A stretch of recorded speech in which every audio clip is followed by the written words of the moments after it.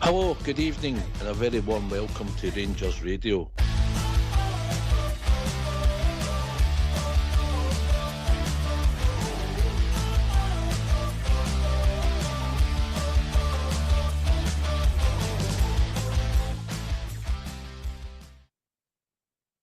Hello, good evening, welcome to Rangers Radio. Join myself, Officer, on the show.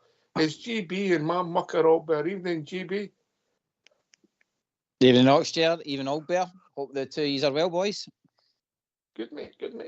Albert. Hi, good evening, guys. I'm fine. GB, I'm tip-top, mate, on top of the world, as I say. Looking down on creation. And it's the only explanation you can find, Albert. Yeah, somebody put that in a tune in it. You might continue with that. No, I don't. No, I don't. I'm staying clear of that. I'll tell you later. I'm intrigued. What do you think, GB? Aye, that's for the tune. So once the tune's on, we'll find out the story. It started like a bell, didn't it? Anyway, how are you, GB? Aye, good, Ox. Like I says, refreshed after the Christmas break, and Rangers has obviously give you that kind of up and down as it stands now, and a bit of realisations really for me personally, Ox, as a Rangers supporter, has kind of kicked in for where we're actually at, and like even like a few weeks ago, I was obviously saying about the manager and stuff like that, about how I wanted him out the door, but it just seems. Do you still feel like that, GB? Not a trick question, and not trying to catch you. Do you still feel like for you is any credit in the bank, or has things moved on, or you get a different view on it now? The view I've got on it now, Ox, is that I can't say for him to get sacked, and that's purely because of the situation that's happening with Rangers are now, like with injuries, how our hands are tied with the transfer window, all that kind of stuff. For the Old Firm game, I was grateful that we actually beat Celtic and we showed that we've got a team there to build from, like the 3-0 result, you know what I mean? So, and even with the Hibs game, I know it was a draw, but there was moments in that game where you're like, right, we're there, we've got a team there that's actually could do something. It's just, I think, sadly, Ox, we need time. We need a transfer windows. We need to follow the financial fair play. And once that's settled down and the excuses are taken away for Clement, then that's the deciding moment whether we keep him as a manager or no, I think. I mean, like I says, I'm not happy with the results, Ox, but I don't think we've got the excuse to sack him considering how much we're, like I says, tied with transfers and, like I says, all his injuries and stuff like that. I don't think even the biggest supporter of Clement, and I'm not saying any of us are, maybe different views, and Robert's made his case quite a lot, but I don't think anybody's happy with the run of results, Albert. Any Rangers fan, are they? No, absolutely not. I mean, there's certain things that's acceptable in defeat. Not very many there, but and there's certain things that are not acceptable. What's not acceptable is some of the performances, defenders, and how we're defending. That's just not acceptable, mate, at any level. But in the run of defeats, all these away results, we're getting defeats and draws. Of course, it's not acceptable. All things squared up, mate. Ordinary even in normal circumstances, he'd probably be sacked by now. But it's no uneven ground, mate. It's exceptional circumstances we found ourselves in. Well, we're not going to list them all again, but everybody knows them because we're going over them that many times. But they're all there. They are all facts, mate. And you've got to take them into consideration whether you like it. Whether you think he's a good manager or not. That's a different argument. It is a completely different argument. It is a completely different argument, mate, because he's not had a chance to prove anything yet. But if somebody would come on here and say, look, I don't think he's this because in this game he's no tactically aware, he doesn't do this, he doesn't do that. That's a solid argument, changing the manager, isn't it? Of course, mate. Right. You know, because people see, and everybody sees the game different, GB, you know. It's bizarre that we can all watch games of football and coming up with different permutations, different thoughts, isn't it? I've got no doubt that if we did change manager, that there would maybe be a guy to come in and maybe shore it up at the back. But I think we'd end up going back to a pure Dross football. You know what I mean? We would be the team that'd be sitting in and trying to hit in the break and all that carry on. And to be fair to come on, like I says, with the way we played against Celtic, it was exciting football. I mean, it was like I says, full fit to the flare and attack, and we defended well in that game as well. So, like I says, they showed that they can do it, and that's us, like I says, playing a left back at right back in that game as well. I just think, like I says, there's moments there that you can see there's something, but then there's other times, like he says, with the draws and the silly defeats and stuff like that you're like, he needs out the door. But I just genuinely think, Ox, that he's got too many excuses now. He can easily turn around at the board and say, well, you're not helping me in the transfer window, you're not helping me get these players out the door, I've got injuries coming out my ears now in defence, what am I supposed to do with that? And I mean, that's his argument, Ox, and to be honest, you can't really argue against it. What is he meant to do? If you give anybody in the league that kind of defence to deal with, and what he's dealing with like young players and all the rest of it, then I don't think there's many people out there would do much better, to be honest. Aye, but results and no performances now. It's results. You know, you've said it for a long time, Albert. You know, when we did the pre-match shows, you're like, just give me a result, hopefully a good performance. It's true, mate. As fans, yeah, we want to be entertained, but first and foremost, we want to win. Yeah, I mean, you've got to remember the argument to build up to where we are. It is results. It's always going to be results. Don't care who you are. The best managers in the world will lose their job for a run of results, like the away results that we're getting. That's a fact. But again, you're in a situation not to keep repeating it. It's exceptional circumstances. But how can Clement? I mean, I heard a ridiculous one today. I mean, I don't like to call people or say anything against it. They're saying that the players are no tired. It's an excuse now if you say the players are tired. I can't believe this, mate. I mean, you're watching players walking off a park with Cherny, and you can see the guys put his all into the game. You can see that other players, Berjami and these players, are putting their all into their game. As much as they've got, they're putting into the game, and they're exhausted, they're tired, they're coming off the park. And you're going, well, fair enough. Everything's in there. If the guy's sprinting off the park, looking all fresh, I could see the say going, well, he's not put the shift in. But these guys are putting the shift in. You can see it on the park. But we're not allowed to say that now. That if Clement mentions that, that's him making excuses. You're going, you can't change physics, mate. People can't play at this pace for this many games. Biology, mate. Biology, sorry, mate. It's you can't change biology and just make it because we've got 3 games a week. Constantly, mate, constantly. No time to train, no much time to rest, and you're playing a high-intensity game. I mean, what's going to happen?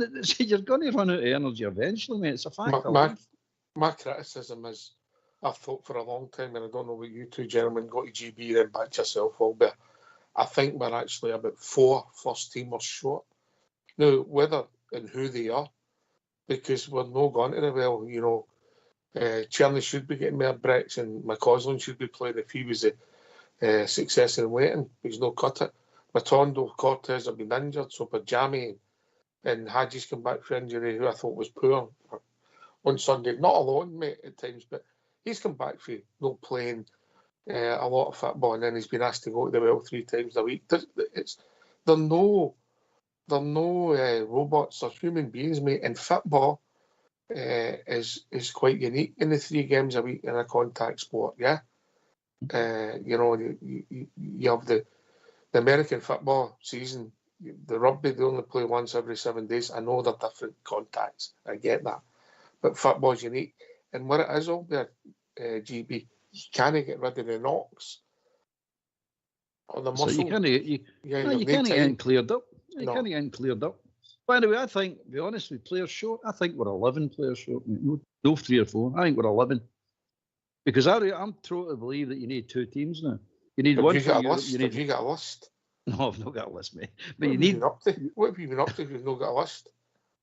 I'm trying to make the case for Clement to stay. That's what I've been trying to do. And it's not through results he should be staying, it's through necessity he needs to stay, mate. But no, I think you're 11 players. You need a game. You need 11 for the league, and you need 11 for the Europe. It's a fact, mate. It's you can't do it any other way. It's said in the past. It's been said for years. I'm no inventing the wheel here, and I'm just telling you that's the way it used to be. Near enough with all these great teams. They keep maybe 3-4 players in the game when they're fit enough, obviously. But majority gets turned over, and it's always quality for quality. And by the way, our quality is not as high as like Real Madrid's and all that.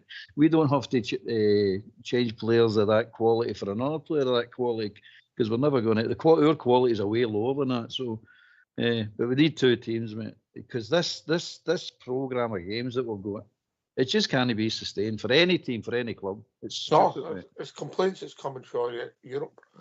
GB.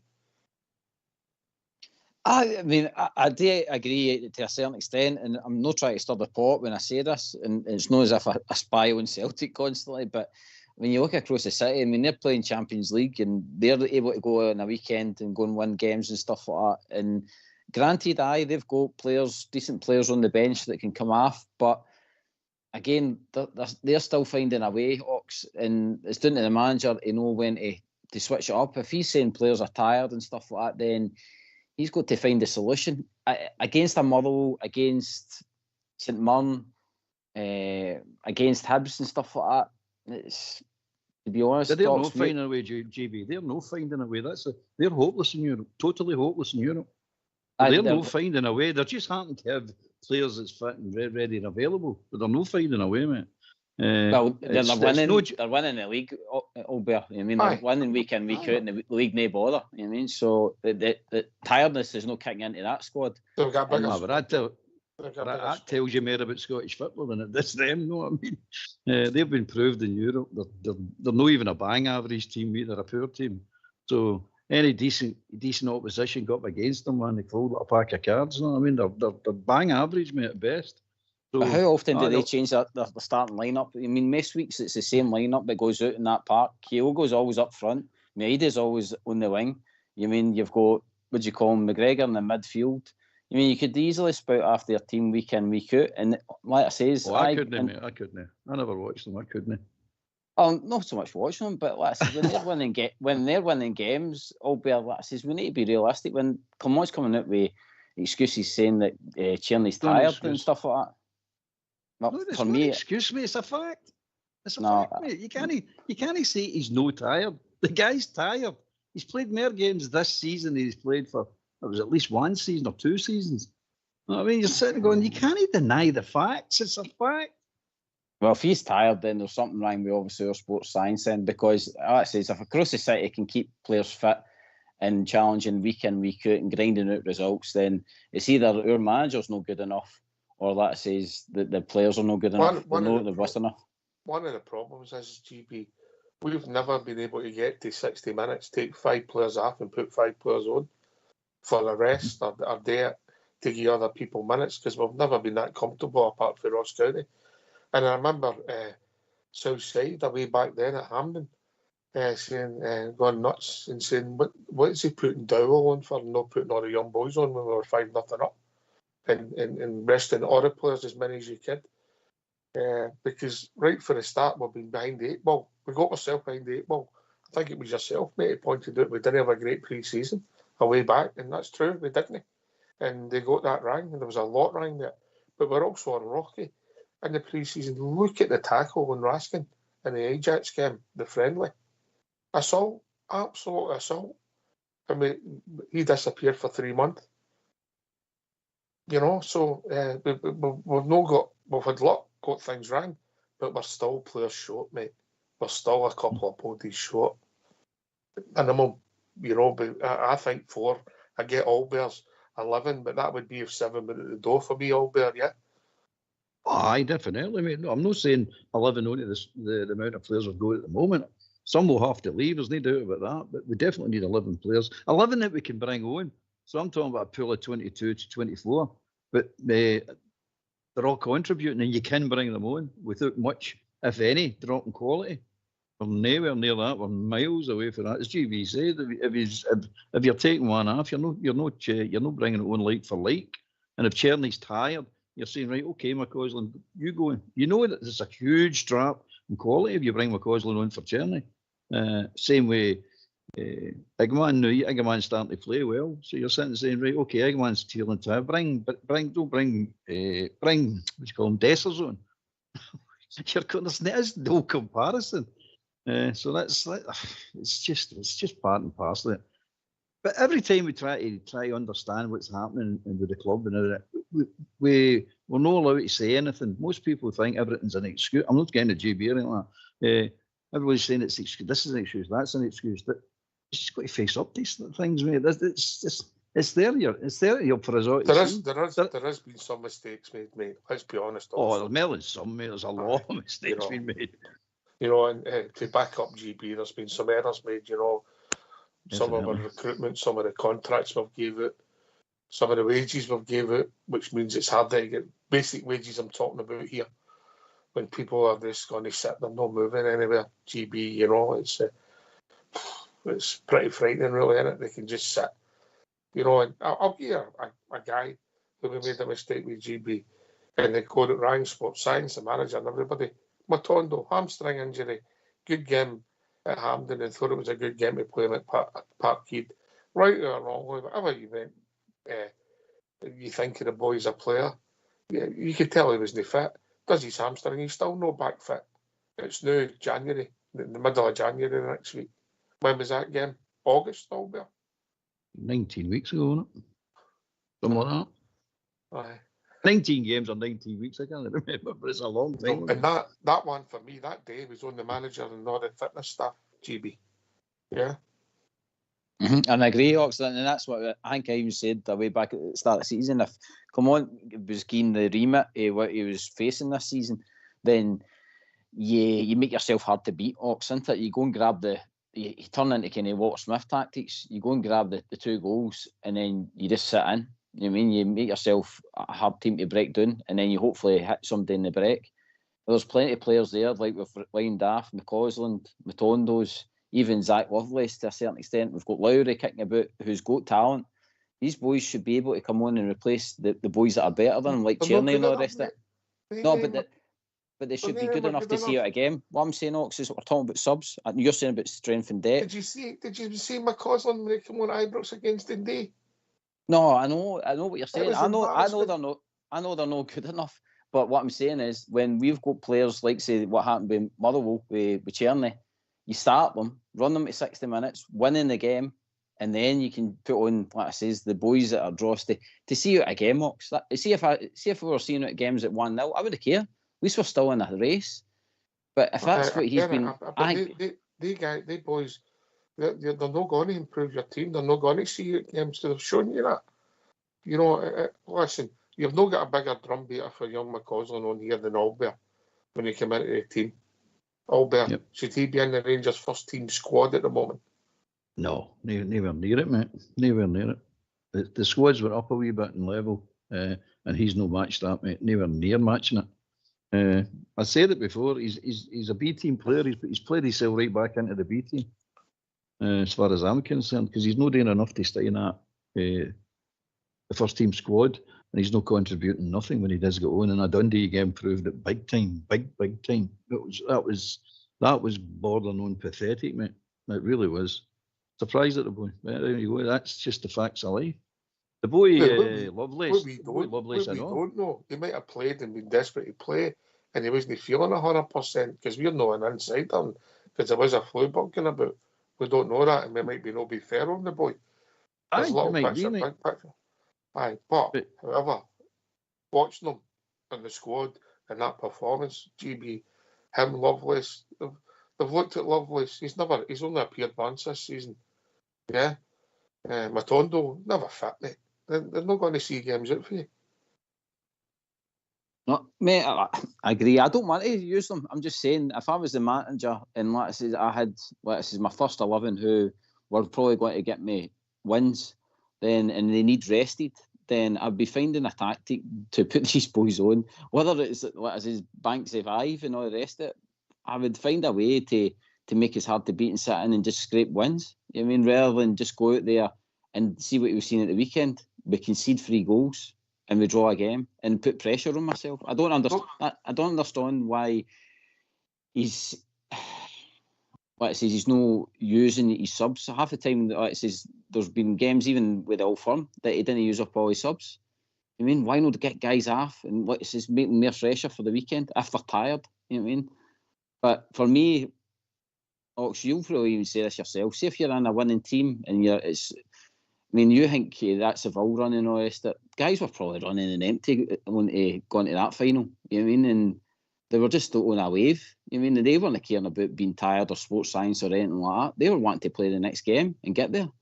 I mean, so I just think sometimes it's an attitude thing, I think, for me, Ox. And again, the manager should be a wee bit more savvy, knowing what he's up against this season. He should be adjusting his tactics to suit. There might be the criticism. Could you criticise the away performance against Hibs or the piece? No. Can you criticise some of the defending for minutes in the game? Aye. The criticism comes in the immediate past is because of the performances against the first half against both St Mirren and Motherwell, where arguably all the manager got the selection right. Well, he got it wrong. It turned out he got it wrong, but he got it wrong with the right intentions, but it never worked out for him. It's just a fact of life, that one as well. But it could be argued, mate. You put your team out there, try and win the game right away. In the first hour, as GB said, try and win get the best players on, get ahead, try and win the game, and then bring on the rest of the players. But the trouble with that is, if you don't win the game, you have nothing to bring on. So that's the result after an hour. So you're sitting saying, well, that is going to be the result now because we bring anybody on, there's no going to change this game, and that's what we've got to know. Just talking about the Hibs game. I mean, I heard people saying, "Oh, Hibs they were strong and all that, and how are they no tired?" They were dead on their feet, mate. Absolutely dead on their feet. If you looked at people, Igaman running away for that centre half at the end, the guy's dead in his feet, absolutely dead in his feet, and he does a monumental run to try and keep up with him, and eventually he actually bumped him twice, which is good professional play, I suppose. But at the end of the day, you're looking at it and you've got Cortez and you've got Matondo. Cortez got on Matondo, didn't he? But see that last 15 minutes of that game? If they two were fit, you bring they two on and they'll destroy them because that Hibs were dead in their feet. They two just come on and absolutely destroy them and finish off the game and win the game for you. And that's with most teams, mate. These teams that are all supposed to be fit as us, they're not, mate. They're absolutely not. They're dead on their feet. Just what we've not got the players to exploit it. And we've got the players in Cortez and Matondo. He didn't look no, fit. He doesn't, mate. But why? Why are they no fit yet? But this is what you're looking at. You're bringing A2 on as weapons to finish off a game and get, as GBC, get the result. It's just not happening. There's nothing working properly. There's certain things working, certain parts of the game will look really, really good. Our defence then does crazy mental things, and then you get a 6'4" guy on a 5'2" guy, and you're going, well, even I know that's not going to work. He's not going to beat him in the air. No. Things like that. It's nuts, mate. It's just nuts at times. But there you go. We are where we are. We keep saying we've got the pool, and it doesn't look like. Maybe I'm wrong here, but it doesn't look like we're going to sign anybody. But nothing's moved yet, has it? Nothing. Not I really, was mate, watching no. an article earlier on the night, mate, and they were talking about there's been no transfers, and they're saying that they're worried that the transfer market might be getting shrunk. Now, if you think back years ago, or a couple of years ago, here, Mr. Fox made a prediction that with more agents and players have got involved, transfers will die because the players will want all the money for themselves, and he might be getting proved right once again, that wily old fox. You know? Aye. You know, because nothing's moving. But it's the 7th of January. Who signed anybody? Well, you come out with a list of teams for the FFP. That was an interesting one. What was that? Give me that list again. It was the same as all the teams that's got issues, and all the EPL teams, mate. They've got to move players, and nobody moves. There's no movement. You know, it's bizarre. I don't know if it was meant to do this or it's been something that they've no thought was going to happen when they've come in with the restrictions, GB. Because if it kills the transfer market, it kills a merit of cash in football. I've not got a problem with that, mate. Not the way we sit at the moment. I've not got a problem with it. No. But it's affecting the teams that it didn't think it would affect. GB. Aye, no, you're right, Oxford. Again, you just look at City. First, when that Pep came in, he was buying left, right, and centre. When he was flinging out 100 million here and there, you mean? And they've definitely been nice and quiet in the transfer market in the last few seasons. So it's a sign of times. It's the same with us, Ox. We're just having to work after what we've got and trying to get players out the door. And I think, again, you'll just continue to see us in the loan markets, especially this time of year, I think, Ox. I mean, it'll be loans, maybe loans out, loans in. But I don't mind the loan to buy, mate. I don't mind that. If you've got a loan to buy and you've got the option to sign them, definitely it's your choice to sign somebody going forward. And you get a 6 month, it's like a 6 month job interview. I know we would all fail, but but I get the logic behind that, GB. You get somebody in the door, you see, right, okay, 6 months, you see what kind of trainer he is, what kind of individual he is, what kind of player he is. You see him really close up, and then you say, right, yes or no. And if you've got that option, it's only your choice. I don't mind that. No, I'm the same. I don't mind the try before you buy kind of scenario. No, enough of what you do at the weekend, mate. We don't want to know about that. But no, even Ox, see if we were, let us say, in a title challenge, it's good going into the market and maybe, let us say, showing it up. No, the Ramsey scenario. No. Well, I mean, on paper, Ox, that was a good signing, you know what I mean? But obviously it turned out to a disaster. But then you could have the flip side where we sign, I'm trying to think of somebody, maybe Gerrard's time, maybe Defoe, maybe you coming in, and then that kind of gives you a right good attacking option. Or even as we're standing in now, Ox, getting an older defender and to help us just get us through this next 6 months, you mean? Well, maybe there has been rumoured, and even Katic was mentioned today. Where do you in the try before you buy Albert? I like it, mate. I think it's a good idea, but put it this way, for the smaller leagues like us, it's the only way forward, basically, isn't it, for most of the teams. But I like it, mate. I do like it. I mean, Kent was alone, remember? Alone to buy. Aye.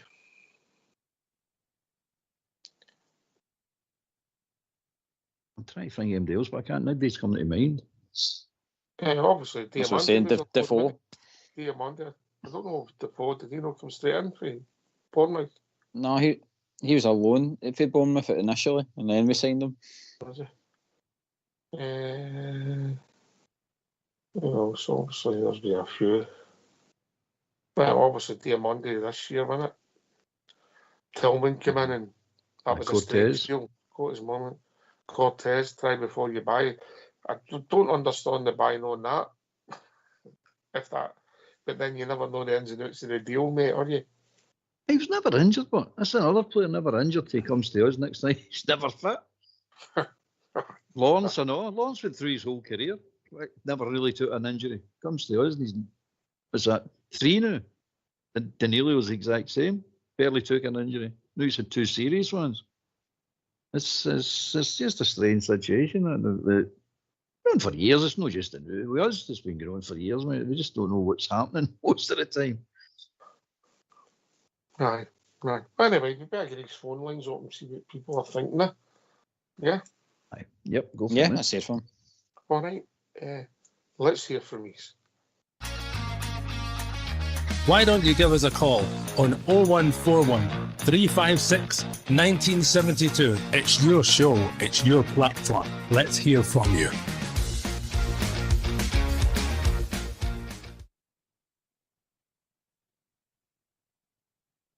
Aye, it's been interesting. It's going to be interesting and frustrating at the same time, because it's never going to go as quick as us supporters would like, Albert, is it? No, we've just made a mess of it for too long, mate, and got ourselves into a big deep hole. And now we're getting into this perfect storm situation where FFP, this, that. There's no players coming through the academy. The injuries. It just goes on and on and on, mate. It's one of these situations that it's going to take some sort of unbelievable run of luck in all departments at the club for the turn all this round. But it needs to be done. We need to start. I think we're started, mate. It's really, honestly, I think we're started. But it's a crazy situation we go to in. The biggest problem is the buying bad players and not being able to sell them on. And we also, just to you were talking about earlier on, I might say to you about we're even killing our own trading model by paying players too much. that's proved the wrong thing today. We're finding there's money to get them there, like Matondo and people like that. No, you can't get rid of them. They're just sit there. Nobody's ever going to buy them. Not for the money they're on the new. No chance. No, I think there needs to be a change in football wages, mate. I don't know what that is. The main theory on it, that you have your basic, if you're available, if you're in the squad, and if you're in the team, mate, you have 4 wages, mate. And for a start, you'll see people a lot more available. Yeah. Win bonuses as well. Huh? Yep. Win bonuses as well. Aye, but that would mean you would need to be in the team, wouldn't you? You need to be in the team, yeah. Aye, but like the added incentive. If the team wins the game, then you get this added to your full payout kind of thing. I think there is mostly there's incentives there a lot of the time if they win, particularly in some of the European competitions that brings more money in. But I just think that a rationale and a common sense in football is going to take place. Is that maybe why the team plays so well in Europox? Because there's money to be made there? How dare you say that, GB? How dare you say that? Because it's mental. We can go away across to Greece, right? We can go out to the depths of Greece and get a result, and yet we can't go 20 miles down. Nah, I can't go to Motherwell and get a game, win a game. Mental. Well, no. Aye, but I think it's funny in an open game. I was talking to a Spurs supporter the day, and they couldn't believe the energy that Rangers played with in the football they played. Yeah, and obviously they're not going through the best time. Neither, but I'm just saying that he couldn't believe it. The reason we're doing well in Europe is it's quite simple, mate. It's a counter-attacking game we're playing. We are a counter-attacking team. That's why we were set up to play. That's why we've done so well against them on Thursday. We're counter-attacking. We're setting traps and pouncing on them, taking the ball off them and charging up the park. That's what we are. That's how we're good in Europe. It's no more difficult than that, mate. There's no this secret we've got that nobody knows about. It's just as simple as that, mate. We're team that low block. It's not just for us a low block. Everybody we struggle with. Other teams, a lot of other teams bigger than us, financially, whatever, struggle with it. Real Madrid struggle with it. Look at the players they've got. It's not just as easy as everybody thinks. But the counter-attack team always looks the better team.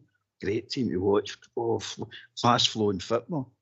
That always looks better than somebody that's got possession of the ball for 70-odd% of the game, and they're batting their head off a brick wall trying to break this team down, who are just standing there basically kicking the ball away. I've said before, this is a low block. You can shave the apes. You can train shaved apes to play that, mate. It's not that difficult. You don't have to be a good football player to play it. Anyway, we've been joined by your Smurf. Evening, Smurf. How are you doing?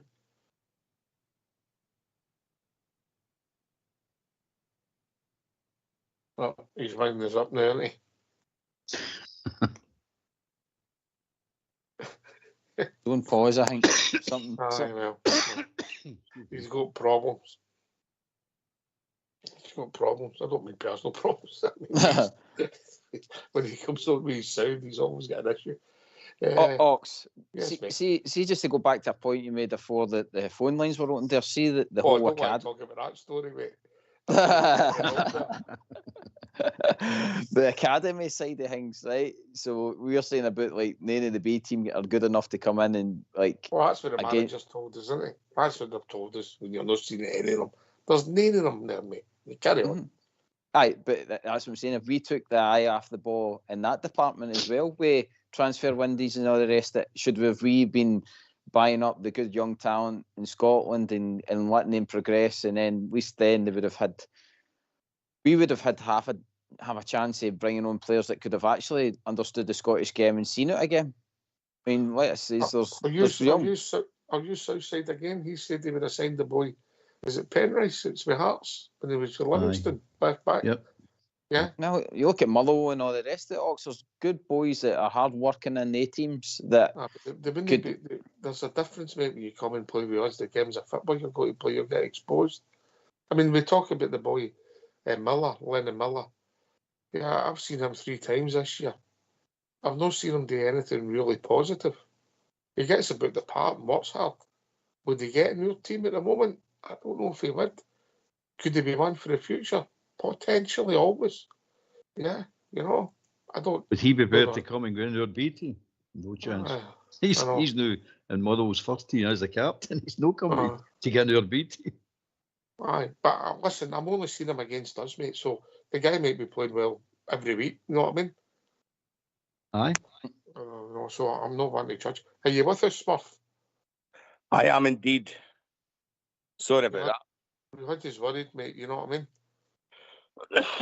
Aye. I just ringing. I mean, obviously, with the side's kind of schizophrenic in it. You get your. Isn't it? It's madness. You get a fit, well rested, first 11 out there, and they'll give anybody a game. And as soon as 3 or 4 weeks or 3 games a week, and you don't have the quality to come in to rest these guys, injuries stack up. You're trying to rush players back. Well, Clement's no, but you're seeing it with Cortez, isn't he fit? Sterling keeps breaking down. Suspensions. Clement. I feel sorry for Clement, and at the end of the season, you've got a couple of centre halves going out the door. Obviously, the boy at Birmingham's probably going to make that move permanent. Big Ballaghan's away. No, what I was reading today, mate. Oh, really? Aye, I don't think it's a complete done deal. They're in the process of they're starting to sign championship players. They've been really cute, Birmingham, mate. When they've done the league, mate, the financial stuff doesn't kick in, so you can spend way above and then move up the leagues. I get it. Yeah. So they're in the process of maybe trying to get somebody in for Germany who they think is going to help take them to the next level. And that whether they'll take Davis is up for debate, mate. Carry on. But the point remains the same. There's a cohort of players on good money and on good contracts that aren't up at the end of the season. And we need to get them off the books, and it's going to be incredibly difficult. We've got young boys that are, out of contract at the end of the season, and they'll maybe go to a Motherwell or Kilmarnock and they'll do a job. I think it's a hard task. Celtic's an easy sell, for instance, for Europe. They're in the Champions League. You can get players maybe a wee bit higher level. It's a hard task. We're looking for youngsters for abroad to bring them in on cheap money who you're trying to develop and sell on. And it's very, very, very difficult because you need to get rid of your own sort of development guys who aren't good enough and replace them with other guys for abroad who are a higher calibre. It's no an easy thing to do.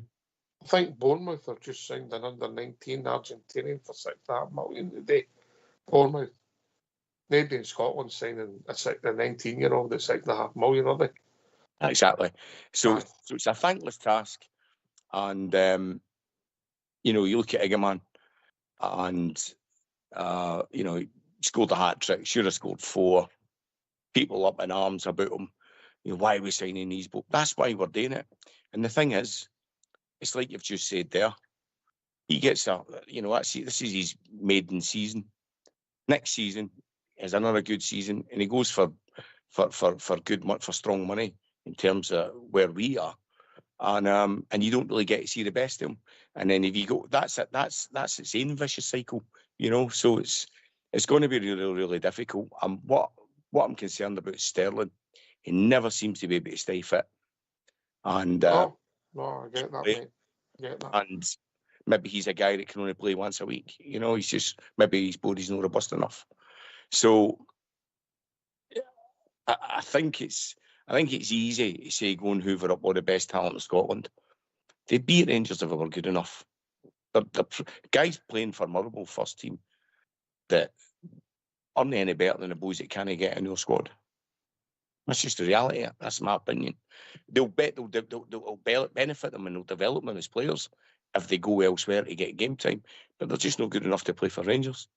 And and it just I worry about the guys like Inshallah and all that. These guys need to get away and get good strong loan deals, to kick on, because they're not going to be. There's no programme for development here. Don't think he's played a professional first team match, Inshallah. I don't think he has. I think it's B team and AC Milan, I think it was. And then obviously we He's still not played a professional first team proper match. He's not played. He's played a friendly. Birmingham played. I know, but I mean a proper first team match, yeah. A competitive match. How do you propose to develop him? You can't develop him here. There's no pathway. There's no reserve league. I don't understand. Honestly, I don't understand the logic in signing guys who you don't think are 6 months or ready to get into your first team. Youngsters. I mean, I don't get the logic in it, because I don't see how they kick on. I don't. Where's the games?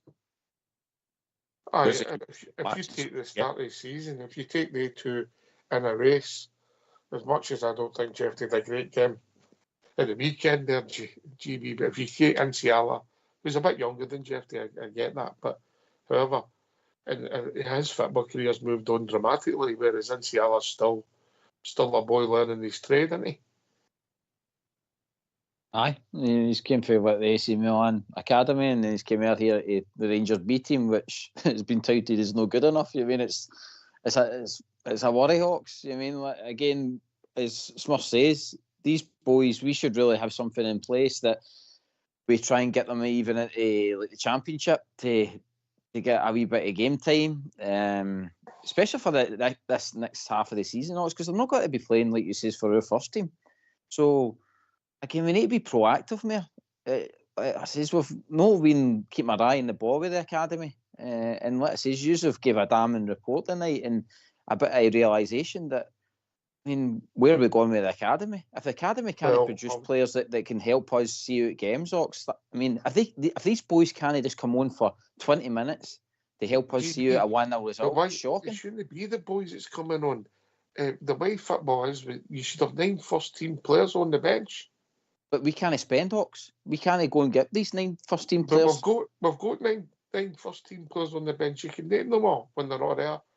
And name them of Dowell, Lawrence, Matondo. At the moment, Cortez, because he's injured, but the jury's still at them, right? Let's be really honest. There's 4. One of them's a goalkeeper. Yeah? You've got Dessers. That's up to 6. Who else we got? If say Balogun was covering for one of them, so either Stirling or would be on the bench, you've got Tavernier and Suter. There's your 9.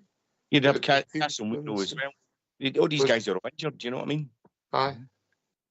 Aye, no, fair point, actually. And again, like you says, we just need to try and get them at the door, but if we don't, then what's the next? I find that frustrating. Listen, it's not just us. It's the modern football getting anybody at the door. And by the way, you've given them a contract. It's sometimes your own fault, but you have to deal with it. But aye, we've got ourselves in a pickle in some respects. We've got ourselves out of some of it all there, but we're not. We're holding it. What I would seriously look at if I was in the board and involved with the club is the people who is getting the talent and getting the bridge. Because if all that batch of players in the last few years, nobody's making the first team. What are you paying the people for? They've failed dramatically at their role, at recruitment, development, and getting boys ready. Because you've been going on about it. They might have the football talent, but they don't look ready physically. There's no measurements for them, mate. They measure to say what's success and what's failure. They just turn up at their work.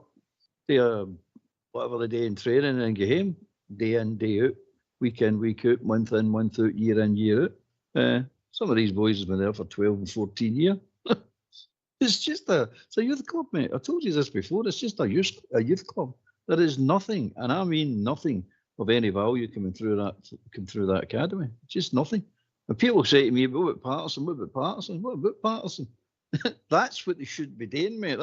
That's what they're paid today. Find people like Patterson, develop them, and get them into the team and sell them on, and so we carry on. The team and the club gets stronger, mate. That's what it's all about. And you win trophies along the way. It's just not happening. And before we go down let's go and get the young boys in Scottish football routine. No, I mean, look, and the snobbery argument, that's nonsense, mate. Look at Barron. Look how much it's cost us for Barron now. This is Scottish teams to Scottish team. It's £600,000 for a free transfer, probably going up to 1.2 million for a free transfer, mate. And you're saying this is what you're up against. People will not trade with us unless it's like that. And another one that you've no thought of as well, see the academy players we've got. Who's the last team to come in and buy one of your academy players? Nobody wants them, mate. Because let's see what they are. They're just no good enough. Well, Gerald took the boy to Villa with him, didn't he? And the boy Gilmore went to Chelsea, didn't he? Gilmore I can't think of anybody who's went to decent moves, if that makes any sense, yeah? No, for a long time, mate. No, for I'm talking about that. But I'm talking about in Scotland, mate. Who in Scotland's bought any of our players, took any of our players? I hear people saying we should be going and getting their young players out of their academies. That's what's costing you, mate. 1.2 million, up to 1.2 million pound if the boy's going to be a success. That's a free one. By the way, remember that is free. That's a free transfer. It's nuts, mate. It's totally nuts. There is no way anybody that signs for Rangers and gets put into their B team basically stalls their career, as far as I'm concerned. The B team is a complete and utter waste of time. The way it's structured, the way the leagues are structured, you are doing nothing with your career, mate. You're no learning nothing. That's a fact. That is a fact. The boy Lovelace will go down the road at the end of the season, eh? Oh, there we go, mate. They're the closest you're getting to talent to come through. And they're miles away for the first team. So how do they get the next step? No games to play, no league to play in, the occasional cup games to play in. So the boy in Salah, I mean, if this boy is going to develop into the player that people think he's never going to do in Rangers B team. Never in a million years, mate. You go back 3 years of that boy, and that boy will still be near enough at the same level as he is right now. He'll just be 3 years older. That's all, mate. It's nonsense. It's absolute nonsense what's happening in that B team. And they can make excuses, and we don't know what we're talking about. We might not know what we're talking about, but we know what we're seeing. And what we're seeing is utter garbage coming through. Yeah. Garbage. But GB, you used a word there on I wouldn't use comparing us to some other team, but they've got the exact same issue. As you look at them, I know you're a big fan. But they're not producing boys, are they? Their team's not exactly. Don't let them away with that one, GB. Well, he started it, didn't he? He started it. Oh, look at them. Yeah. I thought it would be transparent and let's say but I'm not saying the exact same problem. Who's come into their team? By the way, and look, they're quiet. I mean, to be honest, for the academy, mate. Who's come in? Who's the last one? Welsh. He's just been away, hasn't he? Mm-hmm. Aye. No, like I say, it's all went quiet. And by the way, they've been losing boys as well to other teams down south and all that. I mean, so Stokes, for instance, he was with them. Aye. And that boy, what's his name? I don't know. Big promising. The one you get a tattoo in your arm. Aye. He was a pure big hot prospect. He was played for the Scotland under 16s or something like that, and he ended up going down south. But aye, like I say, Ox, across the board. And by the way, Aldbear makes a good point about. I'm really surprised to say how maybe even an Aberdeen, a Hearts, and that haven't they came looking at our academy.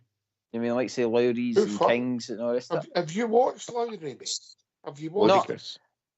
I know, I know what you're saying, but if they're getting game time week in, week out? I mean, sometimes you need to go to these harder teams to become a player. Look at the boy that went to Kilmarnock. Look at how he's turned out. You know? He's the exception, but Lowry had talent when he was a boy. Lowry's got ability, but it's not a dug in a fight, mate. It's a heart in a dug. And to play professional football, unless you're exceptional, you have to have heart. No, I agree, Ox, but I'm saying they can't spend big, you know what I mean? But we know that these boys have got talent. So, what I say is, in these teams, they're not expecting to win games. They're expecting them to hopefully get draws, you know what I mean? Totally disagree with that. Totally disagree. If those guys had any talent, they'd go like Billy Gilmore, Ben Doak. They just go down south. The other clubs come in from down south and take them away. That's what happens. Players of the ilk that are required to play for the old firm, they just get taken away. And what you're left with is a dross, right? The guys at Ibrox, I'm telling you right now, are no better than any of these other academy players. They're no better than them. I don't believe that for a minute. Because if they were, they would either be in your first team squad or they wouldn't be at a club. I agree with that. Wholeheartedly believe that. I stick by that. If they were good enough, they had the requisite talent of a Ben Doak or a Billy Gilmore, they would either be in the first team squad or they wouldn't be at a club. That's not my argument, Smith. My argument is that the teams in SPFL, why are they not looking at our academy? Because they obviously don't think they're good enough, mate. Are they good enough for your club? Are no better than what they've got in their own academies? And the problem with academies is you would even struggle to get a reserve team league because some clubs don't even have reserve teams in Scotland because they can't afford to run them. I don't know. That says that boy UFECO's away down south and doing a decent enough job down there. I think that says it's just down to money. And by the way, watch this space. When these young boys go out the door come the summer, you'll see them rock up either SPFL or what it says Championship. Yeah. You're right. They will. 100% they will. So you're saying you can't, but that undermines your argument. Because if they're good enough to play in the Championship or they're in SPFL clubs, then that's their level. They're no Rangers level. So why are they going to come and pay money for them when they can get them for nothing? They're probably no better than what they've got in their own academies. Even the clubs that have got academies, if you can't run an academy, you can't come and play transfer fees. Alex You go on transfer market and you look at what all the Scottish clubs paying transfer fees every year. Shrapnel, they don't pay nothing. Nothing. No, but I'm not looking to make millions. I mean, I'm just looking to make money for the academy. Who's going to pay? Who's going to pay? Alex Lowry hasn't started a game for us in 25 months, mate. 25 months. But that's what I'm saying. If you're getting him for, I don't know, Kamara, 50 grand. You mean in? Well, he's got to be better. He's got to be better than a 60-year-old. Somebody might give you 50 grand, but he's might only sitting on 5 grand, and they're not going to match his wages, so he's going to stay with us. It's the person who spied Kamara and took him to Dundee. That's the person you want at Ibrox. No the talent at their academies or anything like that. You want to start looking at the people who are actually spying and getting these young players. You get like Ferguson went to Hamilton and these players, the boy Prentice, and all these players. Whoever's spying these players, that's who I want working at Ibrox. Because they'll get you talent. Because they're proving that they can find talent. People will go to new. They couldn't find nothing, mate. They really, it's ridiculous. And as I say, it's just paying money. We've got a wage bill. It would choke an elephant, and you're getting nothing back for it. Up to a certain level, it's just not right. It's completely broke. It's just broke. And as Smurf said, if these players, there's not just their club, mate. They've got the whole the industry in the countries, youth development and everything's knackered, mate. I just a doesn't country exist, that mate. produce football players per head of population, penny. maybe better than anybody in the world at one time, is now one of the worst.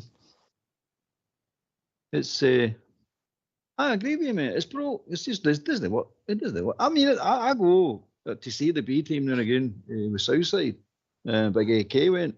It's you sit there and look at them, and I'm honestly, I'm watching them play. I've both been watching, and I'm looking at both going like, right, these young. I want to see these young boys taking this on and showing real talent. It's bang average, mate. It's bang average. The players are. I don't see any outstanding players. For the boy level, that's above the actual growth players. Nothing, absolutely nothing. I just see bang average play. Not even bang average. Some of them are well below average, and I see no strength in them, no strength whatsoever. I don't see any know-how. You're going like, oh, they've learnt that, they've been coached well with that. I don't see any of it, mate. You just see players going through the routine and going, you're bang average. I've seen hundreds of players like you. And we're expecting them to turn into some sort of special talent into the first team, where you're needing them, and you're needing them to be of a special talent. No there, mate. It's not there. So get back to the argument. Why are we paying for the academy? Why are we paying for all these so-called coaches? I know folks will say it's for the community and it's good and all that carry on. To me, it's a waste of time. Just open a youth centre somewhere. Hire a hall, open a youth centre. Stick Rangers' name on it. I would look to change some of the personnel or shuffle the pack, whatever, mate. Because whoever's doing it, that bridge, mate, isn't doing it right. Because it's not happening. Well, the vision was with Warburton and all them. Oh, we're going to deal with reserve team football, and we're going to get the youth, and we're going to get them into the leagues, and we're going to see this develops it. And that's put us into a bigger hole than we've ever been in. There's nothing in Scottish football for youth. If I was a youth player now in Scottish football and I was serious about my career, I'd be out of Scotland in a flash, mate. I'd be out. I'd be on the continent. I'll be down south. I'll be on the continent. I'll be anywhere but Scotland. I would not waste my time. Keep saying King and all them. They're completely wasting their careers. If they've no ambition and they don't believe in their own ability, man, we'll stay at Rangers because that's where you're going to be, and then you're going to get pumped out. Say all we do is produce squad players for other clubs, other wee clubs. We use squad players. That's what we do. Fill up the benches and our team with squad players. It's nonsense, mate. It doesn't work. See, when we had all the money and we were all on our own on it, you never noticed any because you weren't bothering. You had the money, you're getting big transfers and all that, spending millions in players, and it just all glossed out it, and you weren't that bothered about youth. But now the reality is, the way world football is, you really rely on it now. I'm not saying totally rely on this as your club, but you've got a big part of your club. I would say you're looking for about 25% of your players to come through for first team level, roughly about that number. Yeah. You're lucky if you get 1%, man. Yeah, you won a lot. You won a lot if you get 1% coming through. It's just junk, mate, and it's just I don't understand it. It's just junk. But I think they've got to have up to that's a quota. I think maybe it's a UEFA requirement or whatever. There's got to be a pathway and all that. But see, up to that age where they can sign a first professional contract, honestly, I think there's got to be a bar set. You know, can you go in with the first team squad? No. Then away you go. And I think really what you want is 4 or 5 or 6 of a certain level, Billy Gilmore level, for instance, that are really harking back to the days when we gave out apprenticeships to your Derek Fergusons and your Robert Flecks and your Ian Durants. These guys were of a certain level and they get given apprenticeships. And I All think right, we'll come back to you, Smurf. Get yourself in mute because we're going to have a tune.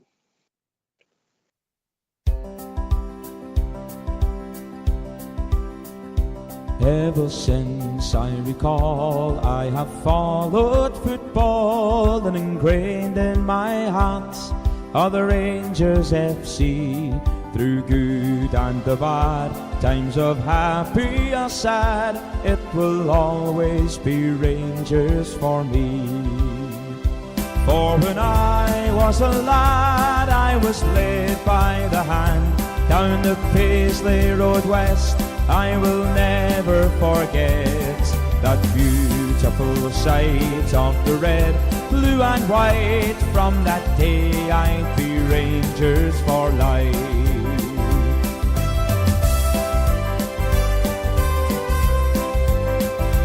And I vowed to my dad, if I too have a lad, I will show him the way, as he did on that day.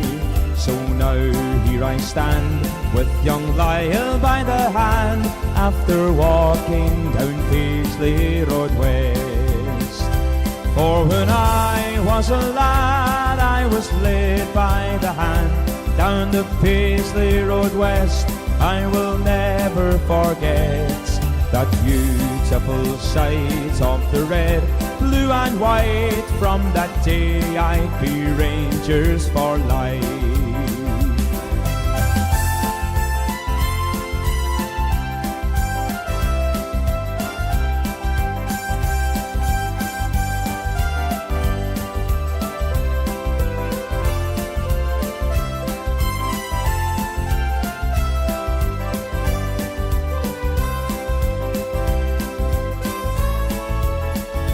There's a great sense of pride that I feel deep inside when I'm watching the Giles with my father and son. And it's sure safe to say, at the end of the game, win or lose, we will all follow on. For when I was a lad, I was led by the hand, down the Paisley Road West. I will never forget that beautiful sight of the red, blue and white. From that day I'd be Rangers for life. For when I was a lad, I was led by the hand, down the Paisley Road West. I will never forget that beautiful sight of the red, blue and white. From that day I'd be Rangers for life. That beautiful sight of the red, blue and white. From that day I'd be Rangers for life.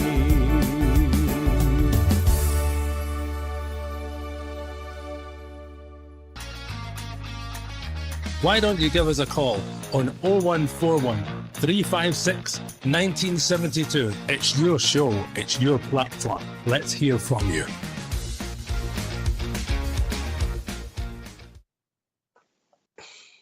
I'll be back, gentlemen. Yep. Aye. Back. Sorry, Smurf, on you go, mate. Carry on. And what I'm saying is, when they're at 16, instead of giving out 20 contracts, you should be giving out 3. And then when they're 18, you know, if only one of them's good to go on for there, you know, they should be naming on a 2-year contract and away, and then kick on for there. It should be like an apprenticeship, and you're actually in a part of the first team squad. You train with the first team, and you know, and if you need to come on, you come on. You know, if you're beating a team and you're comfortable, you blood them, you bring them on, play them in pre-season games and testimonials and friendlies and get them into the League Cup and whatever. You've got to be creative with it. You can't carry on carrying these huge squads of guys that are never going to make it. It's ludicrous, and it's no good to them either. So I think, given the finances in Scottish football, there needs to be a rethink, because it's, as I say, you know, Livingston had to scrap their reserve team. I think Falkirk did the same. There's a number of clubs that don't even have them, can't afford them. So who are you playing? It's ludicrous. It's a nonsense.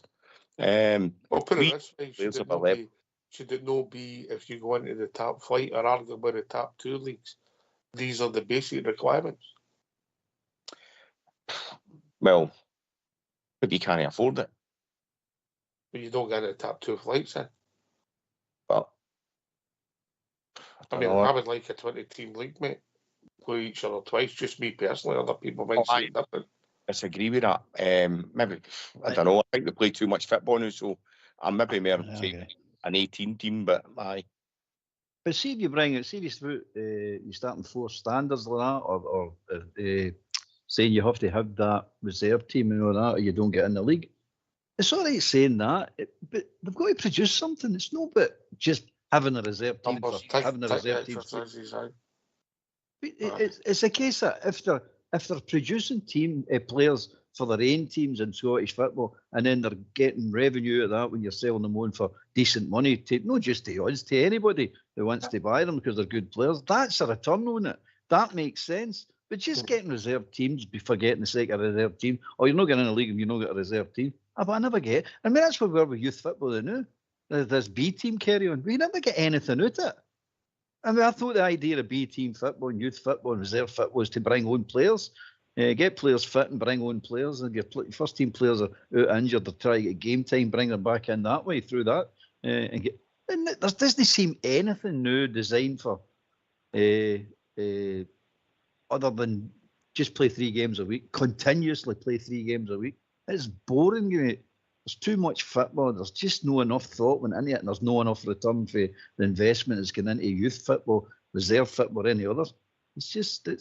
I blame the Premier League for a lot of it, man, because they've killed the financial side of it for all clubs other than the Premiership clubs, and even some of them they've killed it for. I'm so happy that they're spending hundreds of millions of pounds and they can't win their own league. I love it. I just absolutely love it. It just makes a mockery of it's a stupid thing. You're now giving players silly £360,000 a week, for example, and you're saying, God's sake, man, what's happening here? And then you look it up at Scotland, you go, we can't even afford a reserve team. It's stupid, mate. The whole thing needs to be rejigged, and everyone needs to go back to, why do you want to watch football? Because it's entertainment, it's fun, it's great. It's great seeing your team winning. It's also tragic when your team's getting beat. That's the way it should be. But we seem to have lost all this. It's all just about money now, and just about, see how much money we can squeeze out the TV deal. See how much the TV deal can actually squeeze out the supporters. I don't know about any years. If I wasn't a Rangers supporter, I wouldn't be watching it anymore. I'd be done with it, mate. I'm fed up with it. I'm just bored to death with all this football. It's just too much. For me, I don't know about you, but for me, just too much. I don't watch a lot of other teams, mate. I maybe have a look near the end of the season if there's games or somebody's playing to win the league, etc., or European games or something like that. But I don't have a lot of interest in any other teams. But your team, mate, I'd rather watch your team and waste my energy on that. I know there's other people of different games on every night now because you can watch games every night. But there's the 2-leg semi-finals starting tonight in the English League Cup, and they're live on the telly, But some of them, I believe, is on terrestrial telly, so some people might get a chance who don't normally get a chance. But to watch games, I get that. It used to be an event when the game's on the telly, but you can watch pretty much 24/7, 365 days a week. So the Test cricket all there. It's on every day now. And you soon become fed up with it, mate. I don't know any use, but it doesn't mean anything to me, mate. I really don't care about football that much. It's just Rangers I care about. And even that, you win against them on the Thursday, and then 3 days later, you're back into it on the Sunday. You don't even get time to enjoy anything. Aye. Talking about Sunday, GB, we've not really heard from you, and you're all there. What's your bit? I know you're a bit of a man on social media. What did you make of that penalty decision once you seen it back again? That's when you watch it back, you're just like, come on.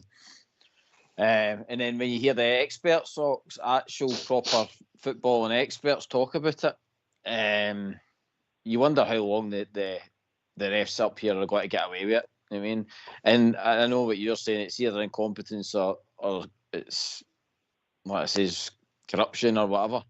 But I'm not calling anybody in. All I'm saying is I know. You're either incompetent, you're under pressure, or you're cheating, mate. Because some of the things we're watching, it's one or the other. Aye, and like I say, you've got a new guy in there, head the refereeing, says it's got to try and prove it. Well, so far he's doing a bad job at he's not calling people aside. Great job, depending on what his motivation is, mate. Aye, and what fit he kicks with. I know. No, I said that at all, mate. I just said he might be doing a great job, depending on what his motivation is. Or his remit. It's funny how they were able to pick him out of the full world, didn't it? That he was the best guy for the job. There's nobody on the continent that's got better experience than that guy. It's unbelievable. Again, just a job for the boys. No. You got to remember why he got the job, mate. He got the job to take him out the firing line because of what he done at Parkhead to us. Caught lying and cheating, mate, at Parkhead. So what did they? Rangers put a letter in saying, we don't want him to referee any of our games. Don't want him involved in any of our games again. So instead of losing face the SFA, what did they do? They promote him. So he's not just the referee at all now. He's just in there in charge of the referees. So it's a fly move. Anyway, we've been joined by Bob J. Evening, Bob J.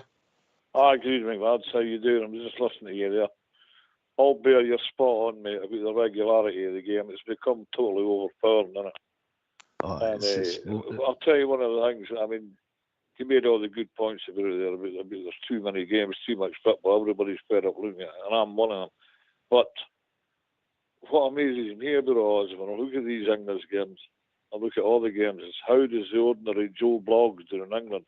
How do they afford to travel the length and breadth of their country 3 times a week? It's bad enough up here as well, Ken, but we're a closer proximity, of course. But what they're charging for to get into football now and the regularity on the TV, and you get guys following the club all over the place.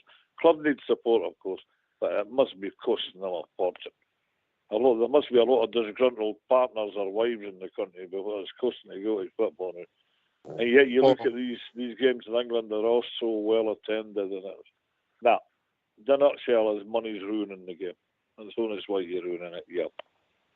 I would say to watch Rangers away from home just in league matches, buses, tickets, and your few refreshments. Just on that, you'll be close to $2,000 a year. Well, you've got to be Ox. I mean, my brother took his 2 daughters up one day to a game at Ibrox against St Johnstone, and it cost him £100. And that was a while ago. It cost him over £100 for to take the 2 lasses to the game. So I'm afraid it's still the cloth cap image that's keeping football alive now. $2,000 just to go to the away games, you bus, car, whatever you travel up there. You have something to eat, you buy a couple of pints if that's your bag, you're travelling, whatever. You just domestically, without anything else, I think you'd be looking at $2,000. I think that's conservative, mate. I think if you're wanting something to eat and things like that, I think that's really conservative. I think it's real than that. It's a lot of money for a game of football, you know what I mean? To go and just watch a game of football. And by the way, you're watching football in atrocious conditions as well. It's not a good time.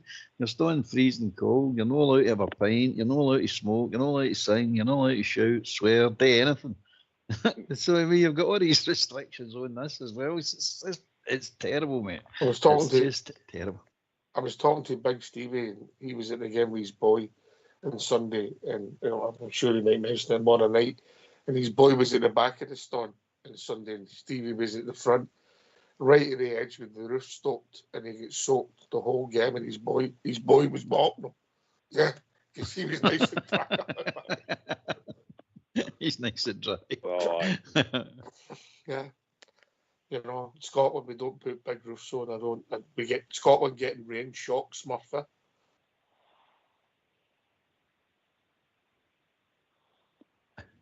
Well, GB.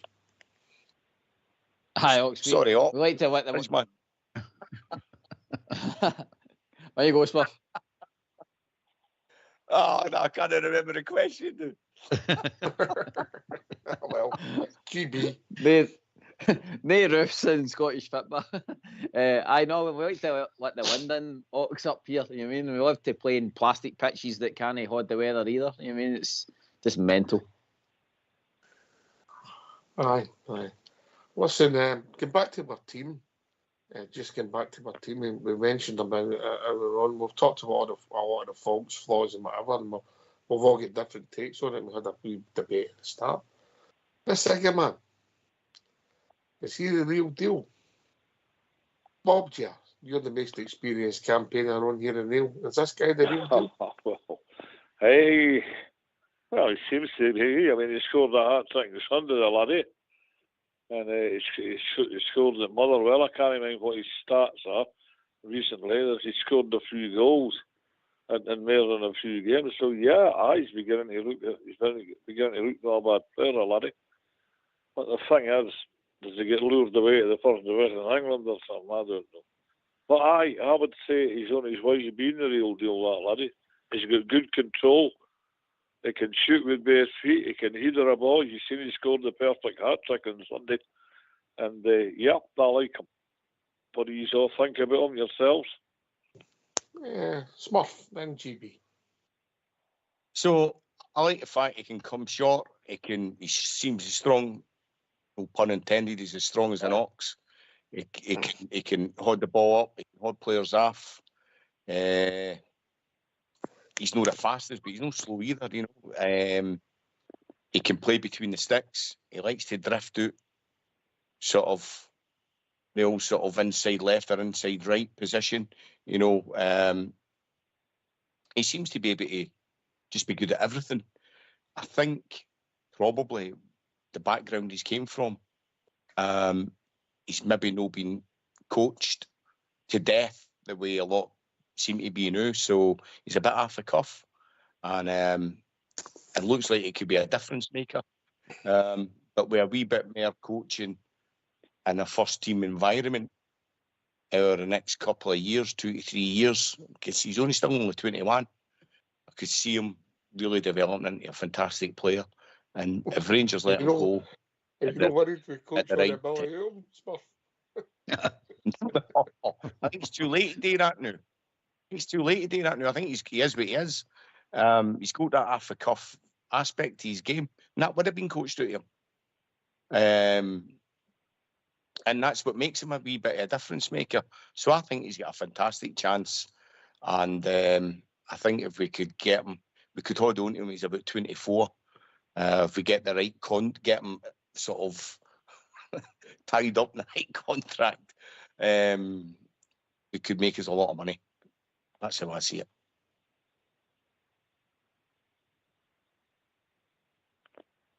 All right, okay. Listen, I get that about the asset and all that going forward. Albert. He's not the real deal yet, mate. He's a good player, but he's on his way. He's definitely on his way. When do you become the real deal, mate? When you do it regular, mate. When you do it regular. 11 goals in 11 games, mate. That's only 11 games, mate. You've got to do it a longer period than that. He's got talent, but there's no denying that. He's definitely got talent, and he looks the part. One of the good things about his movement's superb inside that area. It's absolutely. I've not seen as good a movement in years in a Rangers player inside the area. Superb. Defoe and Roof apart. That's the sort of level you're talking about his movement, especially with Defoe. If he gets to the level of Defoe, you'll get a hell of a player in your hands. But he's a great player. He's going to be a great player. Would it be fair to say he's potentially the real deal then, Robert? Oh, he's definitely at the moment he looks the part. He definitely does look the part. There's no doubt about that. But don't get carried away yet. He's still a bit to go. I think the boy will get there.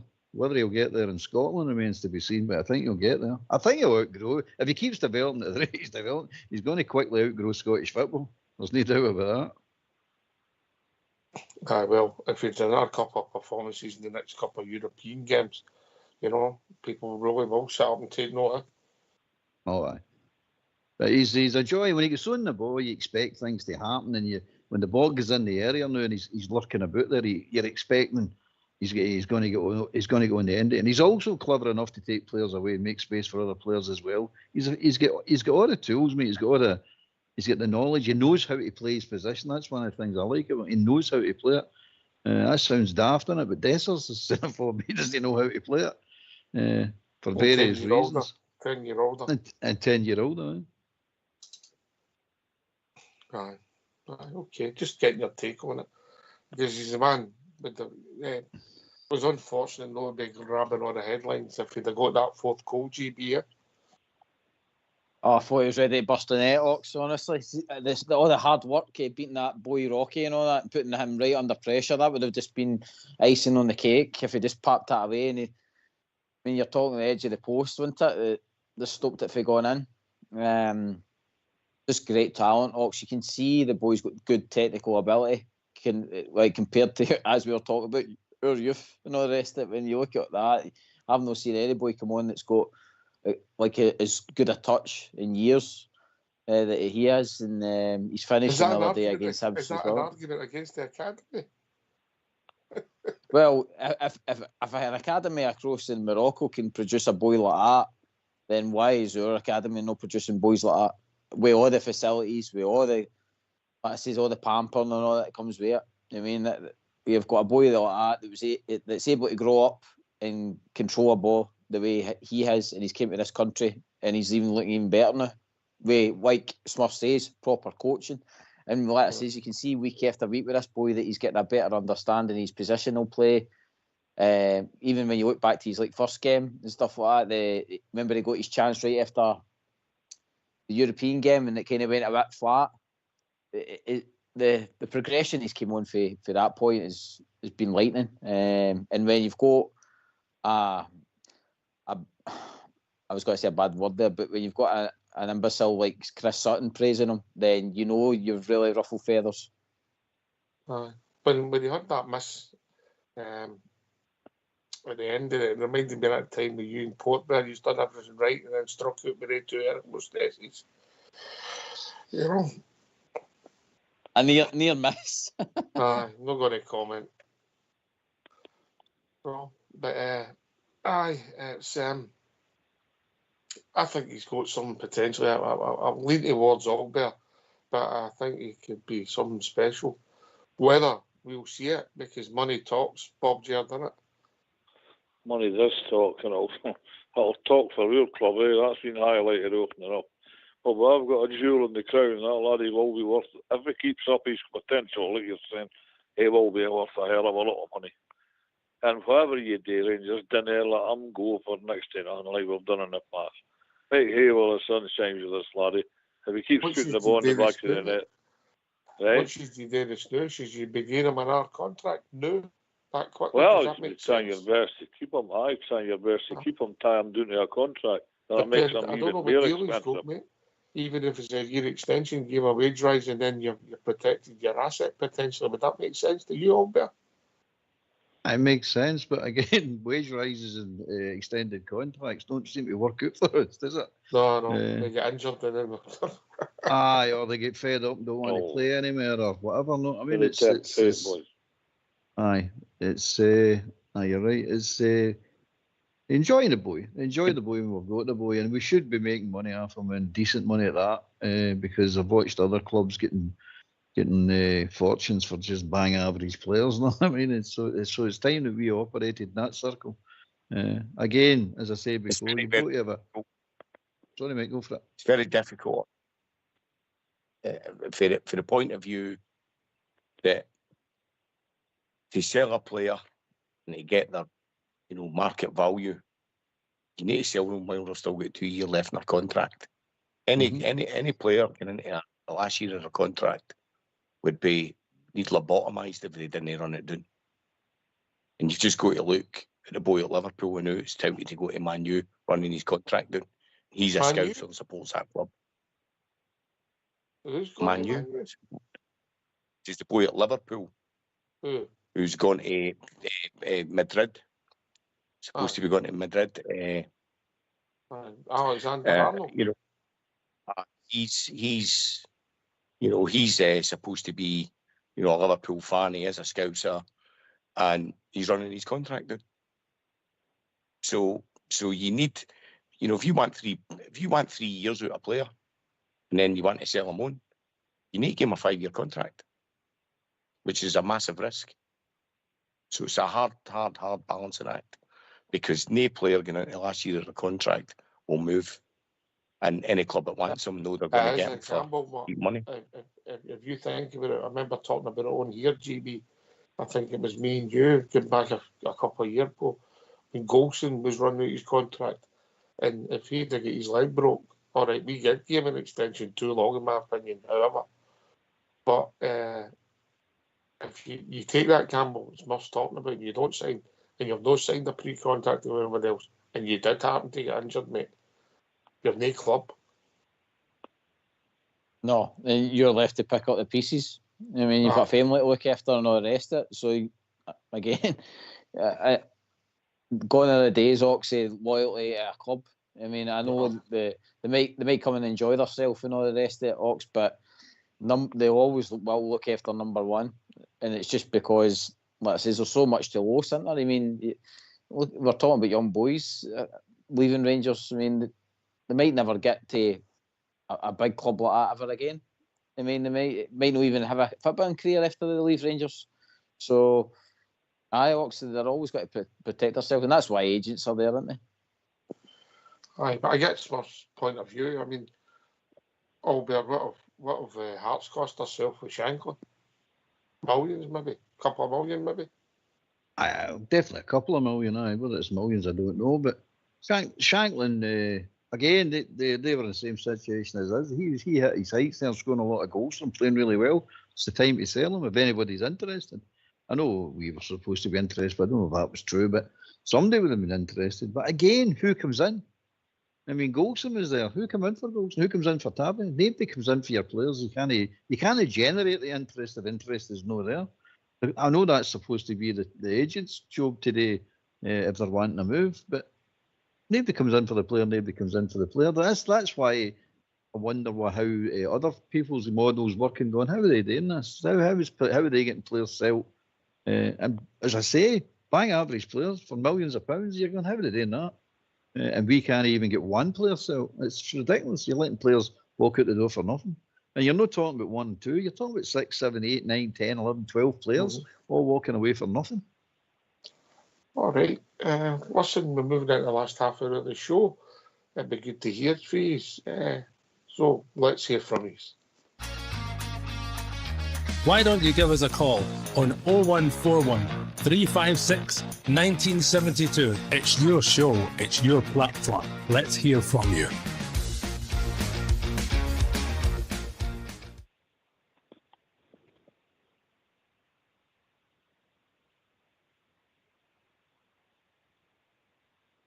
You never know where this is going to take you, but I didn't know when we were doing this, we'd try to sort out the whole of world football. Can't even sort out our own club. We're into world football now, mate. It's a fact. You never know where you're going to go. It's good, but it's good conversation. Would you the same thing that Smurf is talking about at this moment in time? Have you got a decision to make on Nico Raskin? Do you sell or do you extend? Is that your conversation now? You've got to think long and hard. Smurf. Well, only agents and stuff like that and the senior figures at Ibrox will know who's sniffing at the door, if there is anybody, and what the figures are involved. Selling them's got to make fiscal sense. You've got to have people that you've got your eye on, etc., etc. But in all honesty, I don't know what age he is. Was he about 23? 23, 24. 23, 24. He's probably 23 or 24. He's round about that, mate. Nobody's coming to the SPL or SPFL and signing a 27, 28-year-old for strong money. You know, they go earlier than that because it's a developmental process, and this is a stage in their career. And I think for his career and for Rangers to get money for him, I think it's certainly in the next 18 months he needs to move on. You know, a bit like Glenn Kamara did. It's a shame. It's a shame that we're not in a position financially to just say, we'll make him a captain, we'll build a team around him. 24 next month. Right. So it'd be great, wouldn't it, if we were in a financial position and we could offer him a contract and make him our captain and build a team around him. That would be fantastic.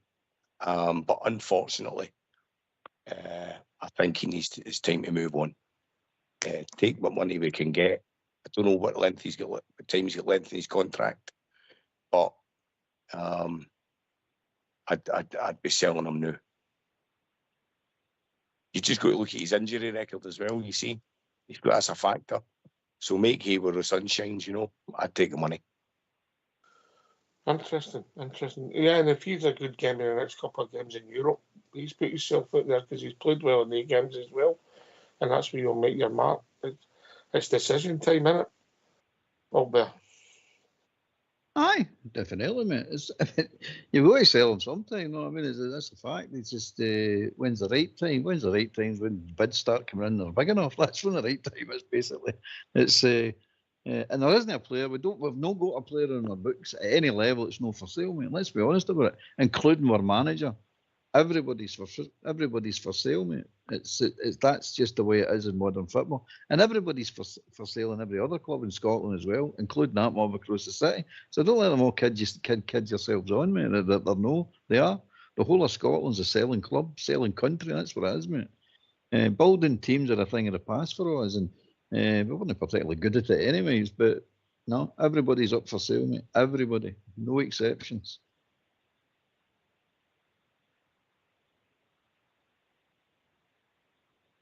You don't think it boils itself? Sorry, Ox. On you go, Bob James. Do you not think it boils itself down to the fact that we were originally talking about here tonight, that money is now the dominant aspect of the game, eh? I mean, it's blew itself out of all proportions. I mean, did it now, never mind the top tier of the Premier League in England, you get into that first division, there's guys running about in there getting 50, 60, 70 grand a week, and they are, you know, playing with the clubs at the top of the first division in England. They're on hyper wages.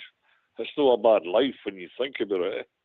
And if you can get yourself into a position and sell yourself to the top half of that Premier League, well, you're made Christ above, 350 grand a week, 280 grand a week. That's, me, it didn't ring that with that. But are you happy, Bob G? Happy with what? No, happy. Eh? Are they happy? Oh, they're going to be happy. Would you be happy? I never had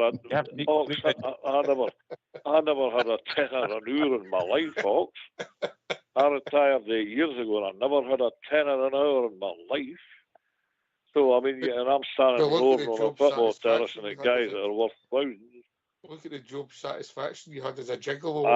Job satisfaction. I did enjoy my job, actually. It was a good laugh. But I'll cut across you, Bob Jim. I've enjoyed me well. Evening, Will.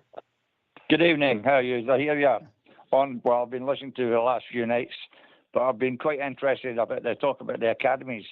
Yeah, when I phoned in a few weeks ago, I sort of said we should call the academy and the ladies if we want to save about 10 million quid instead of cutting the first team wages.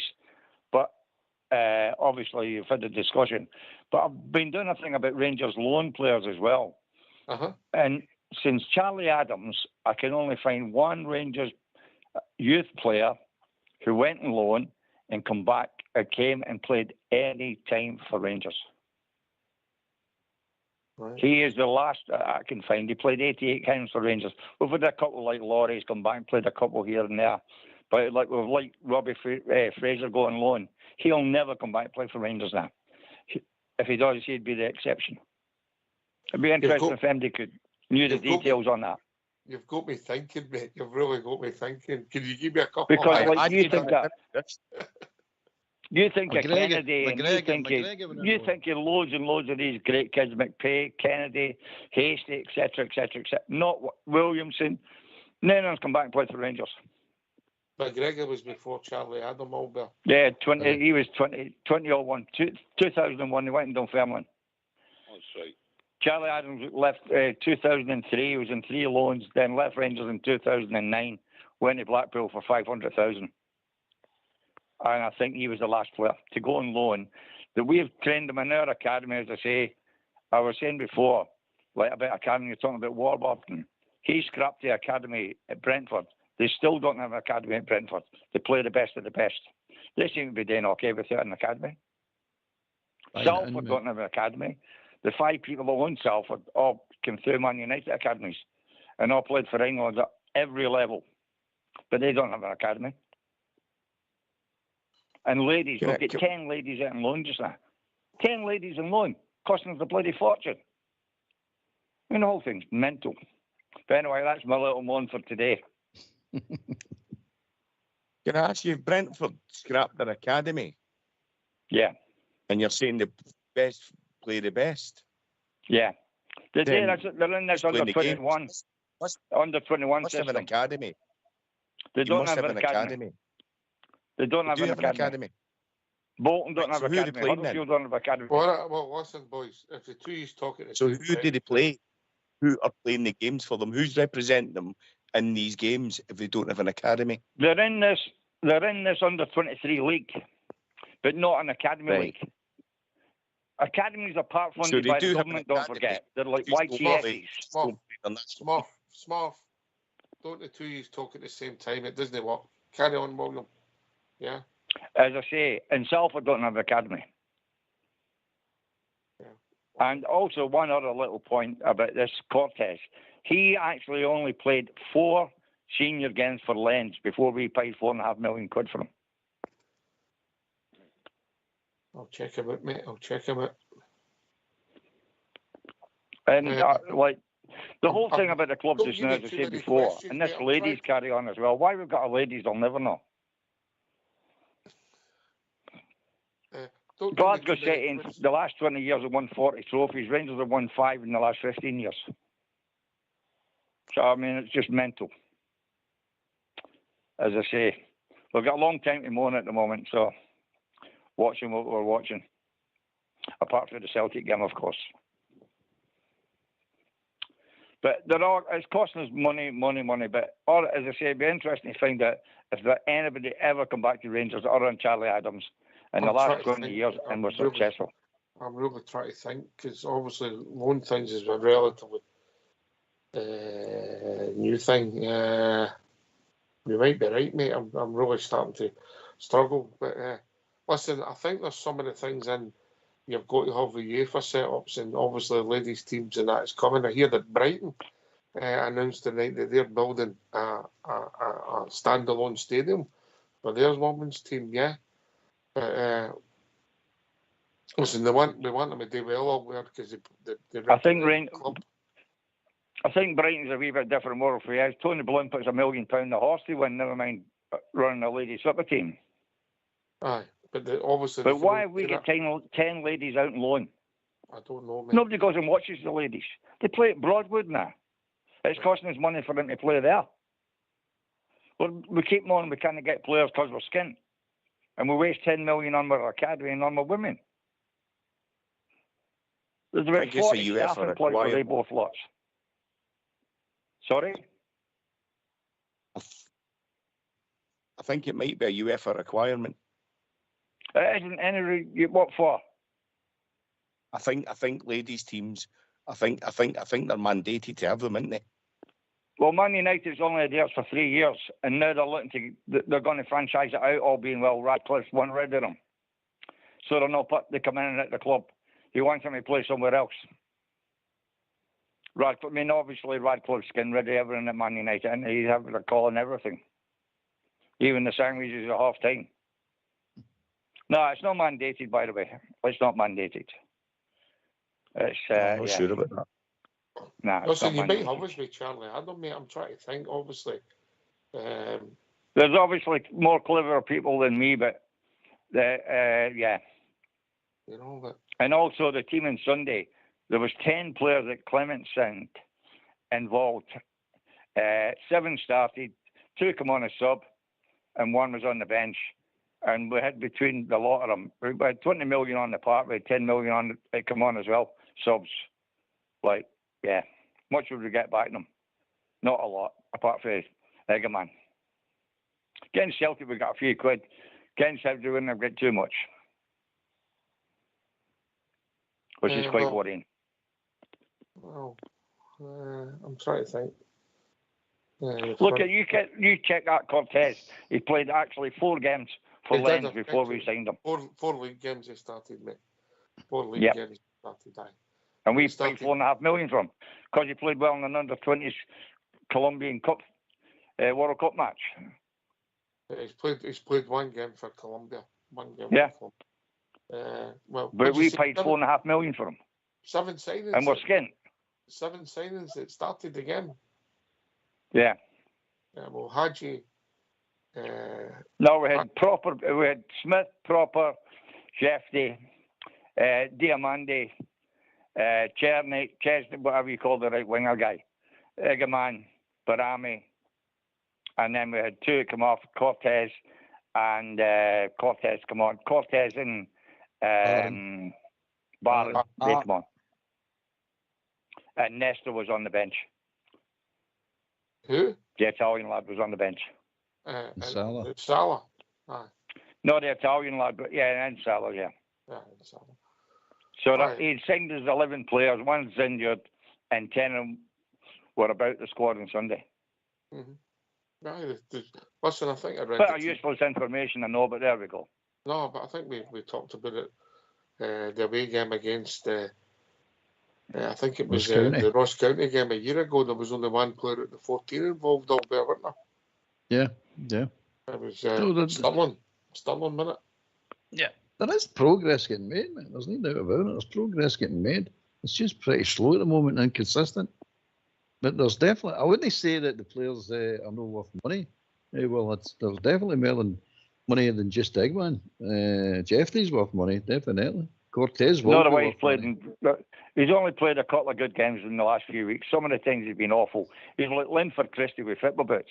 He runs in straight lines.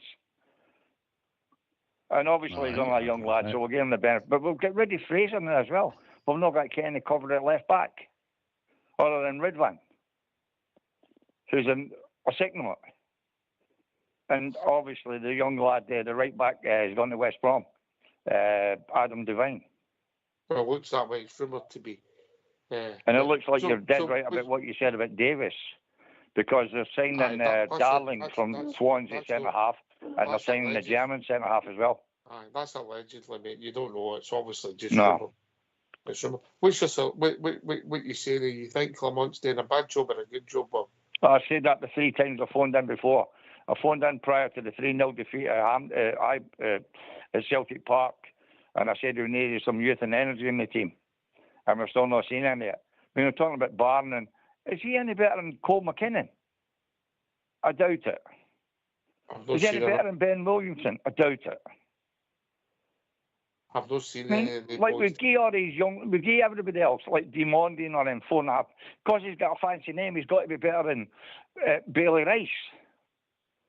I mean, like, we've got to wake up and smell the coffee. Either that or just bin the academy, as I say, completely. There is no point. There is no point. Everybody in the show tonight has been sort of said the same. There is. How did it go on today, by the way, in the Glasgow Cup? I think they won, mate. I think they won. I'll check that out exactly. I'll get the exact result. Because there again, Rangers are playing Celtic in the Glasgow Cup today. Nobody can go and watch it, so we couldn't tell you how they played or anything. I mean, I've listened to the Rangers podcast tonight, and it's never been mentioned, and you've never mentioned it either. So it's unimportant, the B team. Unimportant. And like we're losing a lot of good young lads at the end of the season, like Archie Stevens, like Lovelace, Finlay Curtis. We won 3-1, mate. We won 3-1. Oh, very good. That's good, yeah. Very good. As I say, and also when we beat Celtic the last time 3-2, we played Matondo for 45 minutes, and we played Cortez for 45 minutes, who both of them never had a kick. Cortez maybe chased down the goalkeeper for the goal. But we're playing them in a cup final. I've got one for you. Why were we playing people who are trying to get fit in a cup final against Celtic? It doesn't make sense. Clement said they had to play them. I'd have told them to get stuffed. We're trying to beat Celtic, not getting them a run up and down the park. Sorry? There's no other time to play them. He's got to try and get them fit for the first team, because the first team is the most important. But they haven't come into the first team. They haven't come into the first team. That's no the argument. The argument is you had to play them. It's the only time he's going to get any chance to play them and get them game time. No, in a cup final against Celtic, you don't. I mean, and obviously they played better when they went off. I watched the game. And the whole set of just mental. But anyway, there's a lot of mistakes. I'm sure that there's a lot more cleverer people than me who'll sort all these questions out. Robbie McCrory, mate. Yeah. Yeah. Of course, and he went to Aberdeen, of course. No, and his brother played a few games. Robbie McCrory went to Livingston, come back and played for the first team. Yeah, and his brother, though, as well, went to Aberdeen, of course. But I don't think he came back to us, did he? No, he signed. He signed with Aberdeen. I went on loan and didn't come back. Yeah, you did, right, yes. Yeah, as I say, over the years, like, you're struggling and you know more about the game than me. I don't know about that, mate. Man, I know about things that happened a million years ago, but not so up to date now. I've not been up for 3 years. I used to travel all the time for the Midlands. But after the COVID and then the train changes, it's not good. I can't get back. A 27 train from Glasgow, but I missed my connection, so I can't get back. So, So the last game I was up was the Aberdeen game. I used to know a guy in the train industry. Could I sorted that out for you? Albert? Sorry? I used to know a guy in the train industry. Could I sorted that out for you? Albert? yeah, that's what you're going to say. Aye. I'd have got you in a guards van somewhere along the line, mate. and talking about Bob J was saying about, but my son went to see Liverpool and Man United at the weekend. A bit of hospitality, not a lot, no drink before the game, a pint at half time, a bit of lunch before the game, and a pint at the end of the game. And a corner seat, one of the paddy seats I may add, it was 500 quid. 500 quid. Yeah. You get back to London at 12:20 at night. Travel up for London for the game and get back at 12:20 at night and get rinsed out of 500 quid. And not a lot of food and not a lot of drink. 2 pints you got, he said. That was it. Aye, man. And no food at half time. It's not bad, £250 for a pint. It's not bad. I mean, and Liverpool's a bit like Glasgow, and let's be working supposed to be, etc., etc. And they're just tucking the fans up, as Bob J said as well. It's pretty shocking. And the other lads that got the other games away from home and what you pay, etc., etc. It's pretty ridiculous. I mean, my mates all travelled up for the game last week for the Midlands, and they're all season ticket holders in the Midlands. And driving up, it just becomes a chore. And obviously, it was a great chore on Thursday beating Celtic, but some of the other times it's not so much, to be honest. Oh. I'd even thought of it coming up to the Fraserburgh game, to seen the St Mirren game and the Motherwell game, and then I thought, nah, stuff that for a game of soldiers. But anyway, I'll listen to the rest of the show and we'll see if anybody can find these details. Aye, great to hear from you. Thanks for the call, mate. You've got. And thanks very much for taking my call. No, you're welcome anytime. Well, cheers, mate. Cheers. Good night. Cheers. Interesting points for all there, GB. Yeah? Oh, it's brilliant, and like his partner's brilliant, and all. I was sitting there on mute, laughing my head off, especially with that Man United. He said it, he's selling up a bit. It's brilliant. The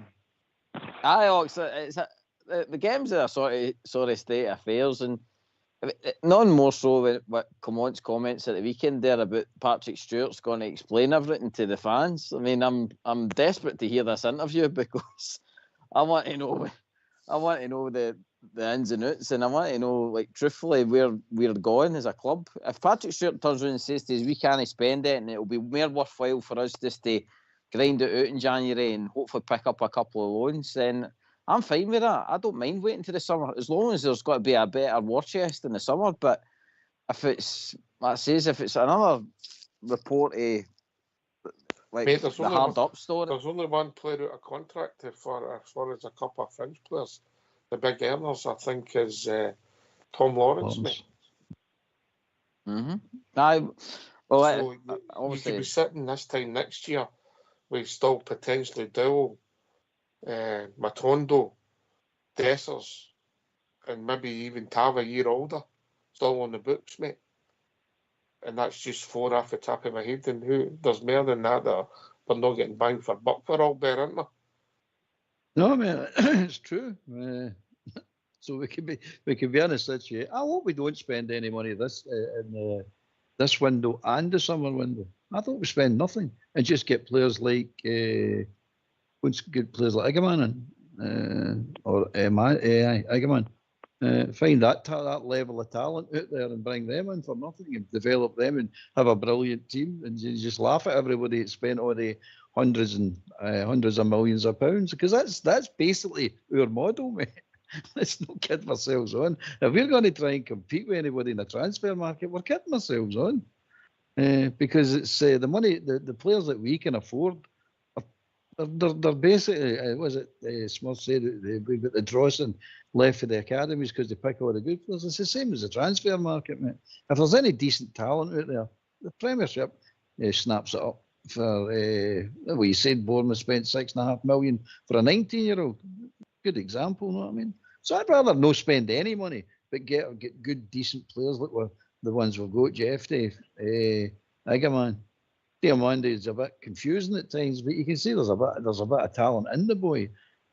So I'd rather do that than run about putting the club in more debt, worrying about we're going to survive. And then at the end of the day, you're sitting going, well, what are we actually going to win in Europe? I'm not talking about domestic, I'm talking about Europe.